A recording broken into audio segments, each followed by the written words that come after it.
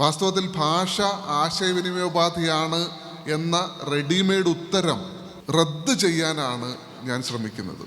ഭാഷ വികാരവിനിമയോപാധിയാണ് എന്ന് പറയാനാണ് ഞാൻ ശ്രമിക്കുന്നത്. ഭാഷ കേവലം ആശയവിനിമയോപാധി മാത്രമല്ല, അല്ലെങ്കിൽ ആശയവിനിമയോപാധി എന്നതിനെ ആ കള്ളിയിൽ നിന്ന് മോചിപ്പിച്ച്, ആ ഫ്രെയിമിൽ നിന്ന്, ആ ചട്ടക്കൂടിൽ നിന്ന് മോചിപ്പിച്ച് ഭാഷ എന്ന് പറയുന്നത് വികാരവിനിമയോപാധിയാണ്. വികാരത്തെ വിനിമയം ചെയ്യാനുള്ള ഉപാധിയായി നമ്മൾ കണ്ടെങ്കിൽ മാത്രമേ, നമ്മൾ അങ്ങനെ ഒരു ആലോചന മുന്നോട്ട് വെച്ചെങ്കിൽ മാത്രമേ സ്നേഹത്തെ നമുക്ക് അവതരിപ്പിക്കാൻ കഴിയുകയുള്ളൂ. കുമാരനാശാൻ മുമ്പ് പാടിയതുപോലെ, തന്നതില്ല പരനുള്ളു കാട്ടുവാൻ ഒന്നുമേ നരനുപായം ഈശൻ, വന്നുപോകും പിഴയും അർത്ഥശങ്കയാൽ. ഇന്ന് ഭാഷ ഇത് അപൂർണമിംഗഹവും.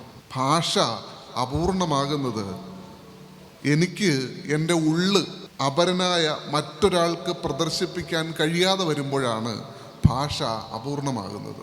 മറ്റൊരാളുടെ ഉള്ള് കാണാൻ കഴിയുന്ന ഭാഷ നമ്മൾക്ക് ദൈവം തന്നിട്ടില്ല എന്ന് വ്യാകുലപ്പെടുകയാണ്, ആശങ്കപ്പെടുകയാണ് ആശാൻ ചെയ്തിട്ടുള്ളത്.